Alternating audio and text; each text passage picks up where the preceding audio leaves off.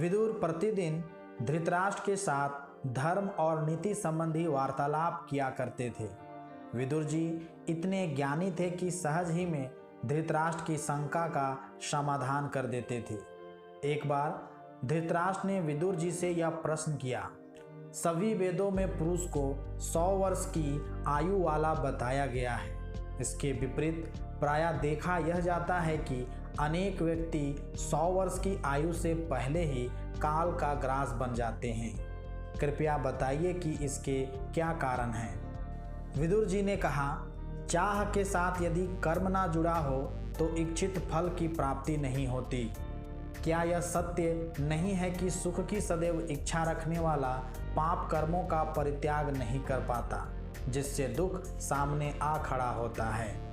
राजन, अभिमान, अधिक बोलना, त्याग का अभाव, क्रोध, अपना ही पेट पालने की चिंता तथा मित्रद्रोह जैसे दुर्गुणों की तीखी तलवारें ही देहदारियों की आयु को काटती है।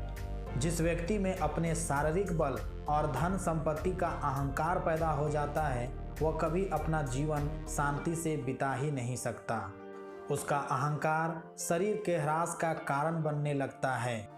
क्रोध, लोभ, मोह आदि कर्तव्य पालन में बाधा डालने लगते हैं। क्रोध बुद्धि का हरण कर लेता है। बुद्धि और विवेक के अभाव में मानव अनेक दुर्व्यसनों का शिकार हो जाता है।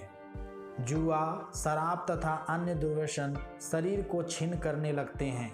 संयमी और सदाचारी व्यक्ति ही 100 वर्ष की आयु पूरी कर सकता है। दुर्व्यसनी पर मृत्यु कभी भी झपटा मार कर उसके प्राण हर लेती है। दीर्घायु चाहने वाले को इन सभी दुर्गुणों से बचे रहना चाहिए। यह सुनकर धृतराष्ट्र की जिज्ञासा का समाधान हो गया तथा उन्हें संयम का महत्व समझ में आ गया। धन्यवाद।